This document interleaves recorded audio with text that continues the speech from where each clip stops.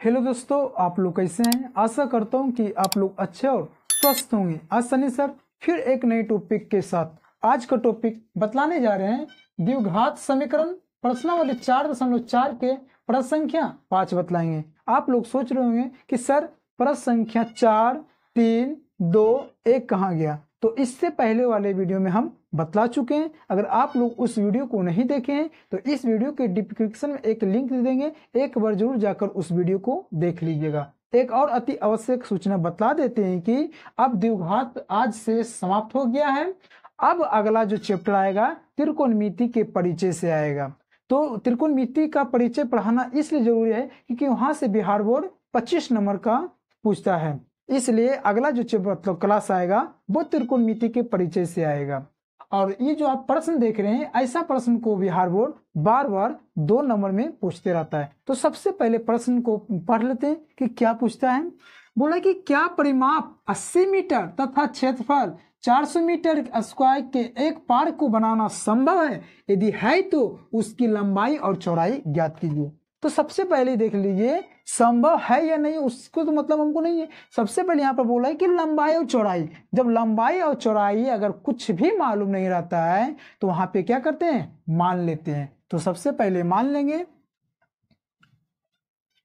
माना कि पार्क की लंबाई बराबर x तथा पार्क की चौड़ाई बराबर y। चलते हैं प्रश्न से। बोल रहा है क्या परिमाप 80 मीटर तथा क्षेत्रफल 400 मीटर स्क्वायर के एक पार्क को बनाना संभव है। तो जब भी परिमाप और क्षेत्रफल का ऐसा जब प्रश्न आवे तो वर्ग का परिमाप होगा कि आयत का परिमाप होगा। तो वहां पे समझ लीजिएगा कि x और y अलग है तो समझ लीजिए कि आयत का परिमाप है। अगर वर्ग का परिमाप रहता है तो चारों क्या रहता है, बराबर रहता है। तो x और y है तो हो गया आयत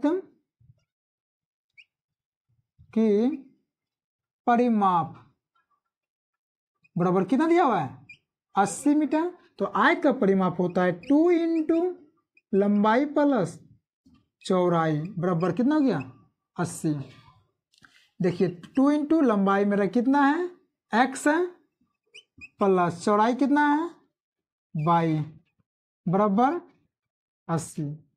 अब देखिए x प्लस y बराबर हो गया 80 बटे कितना हो गया, 2 से 40 खत्म। तो इसलिए x बराबर हो जाएगा 40, प्लस में इधर आएगा तो माइनस में y हो जाएगा बराबर 0। यह हम यहाँ समीकरण 1 भी मान सकते हैं। अब बोल रहा है कि क्षेत्रफल कितना है, इतना। तो आयत की क्षेत्रफल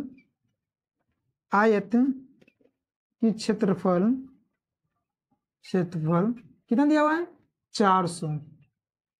तो आयत का क्षेत्रफल होता है लंबाई गुने चौड़ाई बराबर कितना हो गया, 400। तो देखिए लंबाई, तो लंबाई बराबर क्या माने थे, x। तो x बराबर मेरा कितना है, 40 माइनस y हो जाएगा 40 माइनस y इंटू मतलब गुना। तो चौड़ाई बराबर मेरा कितना है, y हो गया y बराबर कितना, 400।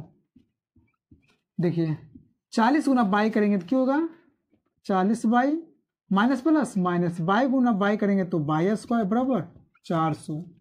अब देखिए क्या करेंगे, ई वाला जितना समीकरण ऊंचाई लेके चले जाते हैं, माइनस में है तो प्लस में, आई प्लस है तो माइनस में 40y, आई तो प्लस में ही था 400 बराबर 0।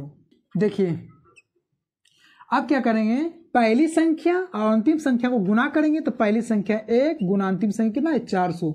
जब दोनों को कीजिएगा कितना हो जाएगा, 400। अब 400 को गुणनखंड करके आपको माइनस में 40y लाना है। आपको जोड़ करके, घटाव करके, गुना करके, भागा करके, जैसे भी हो आपको माइनस में 40y लाना है। तो पहले गुणनखंड कर लेते हैं, 2 से 200 हो गया, 2 से 100, 2 से 50, 2 से 25, फिर 5 से 5।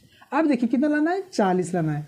तो देखिए 5 दूना 10, 10 दूना 20 हो गया, 5 दूना 10, 10 दूना 20। तो 20 कितना होता है, 40, लेकिन माइनस में लाना है तो इसको भी माइनस में कर देते हैं, इसको भी माइनस में। तो माइनस माइनस प्लस होता है, लिखा चिखा माइनस होता है, 20 40। तो हो जाएगा y स्क्वायर माइनस 20y और माइनस 20y प्लस 400 बराबर 0। अब माइनस 20 गुना बाई और माइनस 20 गुना बाई कीजिएगा तो कितना जाएगा आपको 400 आ जाएगा, लेकिन 22 को आ जाएगा तो 20 गुना 20 कितना हो गया 400, और दोनों को जोड़ने के बाद माइनस 40y। अब ये दोनों के एक साथ, ये दोनों के एक साथ कर देते हैं। देखिए इसमें बाई है, इसमें भी बाई, तो बाई को कोमा ले लेंगे। अब एक बाई निकल गया तो कितना बचा, सिर्फ बाई बचा, तो माइनस बाई निकल गया तो 20। अब देखिए माइनस में कोमा ले लेंगे तो 22 में, लेकिन 22 में नहीं है, लेकिन इसमें 20 है, इसमें भी 20 छुपा हुआ है, तो 20 को कोमा लेंगे तो बाई और माइनस प्लस क्या होता है, माइनस 20 को जब कोमा लीजिएगा तो यहाँ पर क्या बचेगा 20 बराबर 0। ये दोनों संख्या के बदल एक संख्या लिखाता है तो लिख देते हैं बाई माइनस 20 और एक हो जाएगा बाई माइनस 20 बराबर 0। दोनों को अलग कर देते हैं तो बाई माइनस 20 बराबर 0, इसलिए बाई बराबर 20, बाई माइनस 20 बराबर 0, इसलिए बाई बराबर 20 आ गया। लेकिन पूछा था क्या, उसकी लंबाई और चौड़ाई ज्ञात कीजिए। तो सबसे पहले लंबाई और चौड़ाई ज्ञात कर लेते हैं। माना कि पार्क की लंबाई तो हो जाएगा अतः